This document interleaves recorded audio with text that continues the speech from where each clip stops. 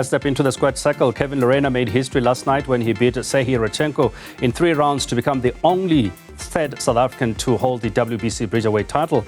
He joins us via Zoom from Sun City in the Northwest. Kevin, a very good evening, and I guess congratulations are in order. Thank you so much, Quinn. Absolute honor to be chatting to you. And obviously, it's always better to chat after you get the victory, and humbled to be the third WBC world champion, but the first to ever defend it on home soil. You know, the great Stingo Ntobela and Sugarboy Malinga were never afforded that opportunity. So I'm just grateful to be mentioned amongst those names. Now, Kevin, I must say this, that you don't look like somebody who was in the ring last night. It's hardly been 24 hours that you were in the fight. Was the fight that easy, though? Oh, listen, man, it wasn't easy. No fight's easy. I guess you make it look easy when you knock the guys out. You know, every fight looks easy when you knock someone out. But it takes a lot of planning, a lot of preparation to do the job like that. And obviously, I was ready for this fight. I was turned up for this fight. And I knew I had to make a statement because there's big things down the line. So, yeah, like I said, it might have made it look easy, but sometimes you have fights that can be made to look easy and some that look like absolute wars, you know. So I guess the made look easy ones are sometimes always better because that's the longevity in the career. That's what keeps you going. Talk to me about the fight itself. As early as the second round, you had already put Radchenko down twice. Was it at that point that you felt this could be the end? I mean, many of us believe that actually the referee should have stopped it in the second round. How confident were you once you started putting him down? Yeah, obviously in round one, you know, I started establishing my jab, and I knew once I got my distance control in, I'll be happy. He's a very good lead hooker. He throws a lot of lead left hooks, and against the southpaw, that's a little bit of a nemesis because it opens you up when you throw your jab. So I had to keep my jab nice and tight, establish it to get my range. And then once I got my range, I could find my left hand. Took a bit of time in round one. I was feeling out round because I just wanted to get my range in. And then obviously round two, the range was in and the left landed, and I guess that's all she wrote. So, yeah, he went down twice. I think a lot of people said the ref should have stopped the fight, yes, in hindsight, but at the end of the day, it is a world title fight. So, you know, you don't want any people to say he wasn't given every opportunity to recover. You know, in a perfect world, should the ref have stopped the fight? Maybe, but it's at his discretion. He's the man in charge, you know. So the man went back to the corner. He had a full minute to recover. He came out for the third round and was on shaky legs still, and then the fight was stopped. So I think, you know, it all depends on the way you look at it. But, yeah, the first knockdown was a good shot. The second was clean. He was absolutely flat on his back in the ring. So, yes, in hindsight, it could have been stopped. But referee Thabo Spampo was experienced, and he was happy to let the action continue. So, like I said, it's at his discretion. Absolutely.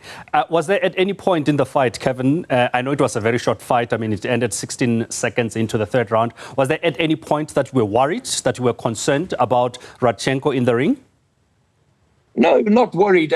Obviously, Quinn, I'm a very methodical fighter. I study my opponents. My trainer, Peter, studies my opponents. So I know what they're going to do. I know the look that they're going to give me because, for example, I knew he's going to start leading on me at the left hook. The straight right hand's going to come down the pipeline. He caught me once or twice with the right hand. I was like, okay, he's throwing it. But then he kind of changed it up because he had a very experienced trainer who's in camp with Alexander Usyk, and they started throwing right hooks on me.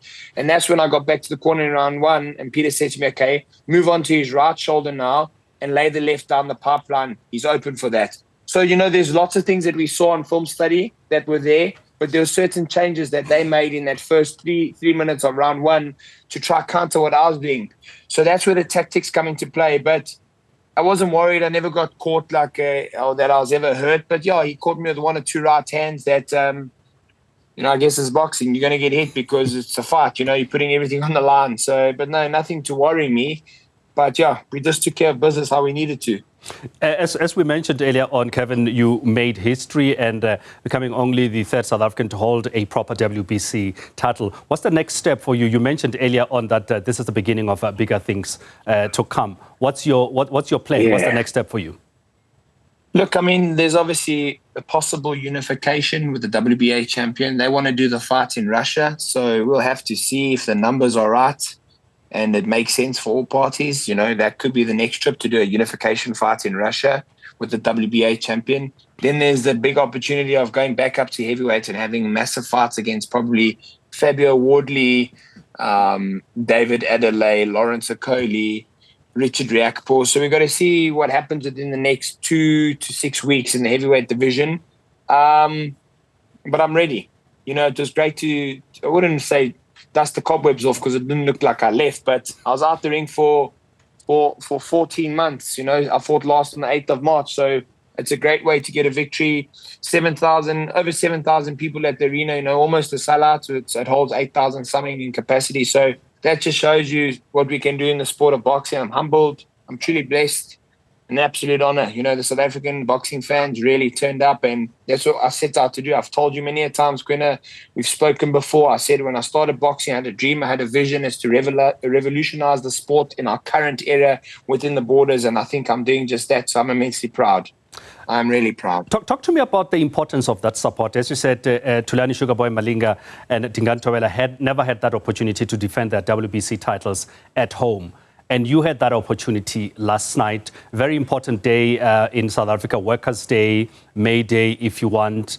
As you said, 7,000 people came to witness that spectacle. What was that like to have that sort of support, that vociferous crowd behind you? Yeah, an absolute surreal, to be honest, an absolute honor, because that's the Lerena army coming, buying their tickets to come support me, to come support the sport of boxing.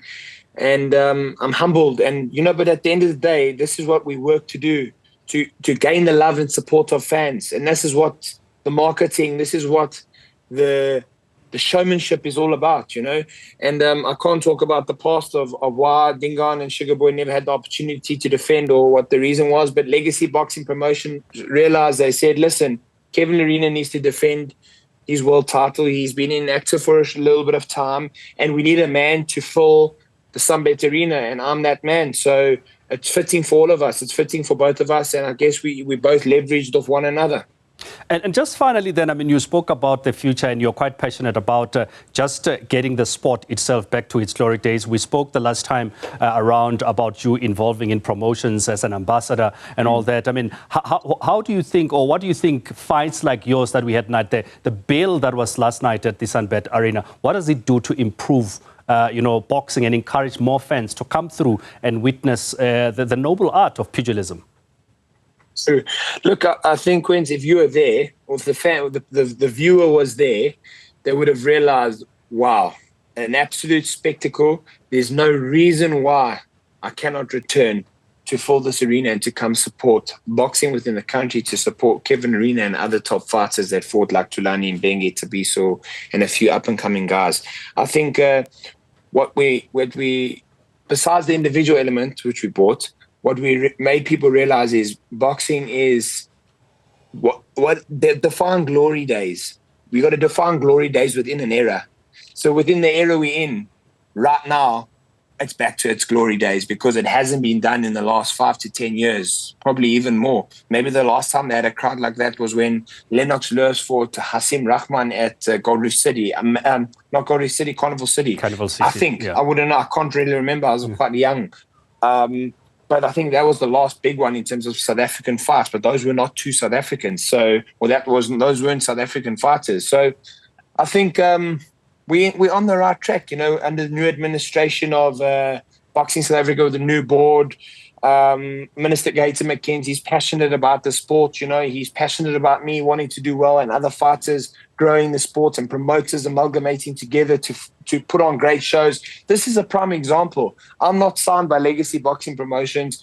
I am an ambassador of you'd say, somewhat of a competitor promoter, but we sat together to make a great fight and to fill arenas, and that's what boxing needs. Yeah. Putting egos aside, literally egos aside, and focus on making the sport great. And that's the only way you're going to revolutionize the sport of boxing within the borders currently. You know, and like I said, we're in a different era now.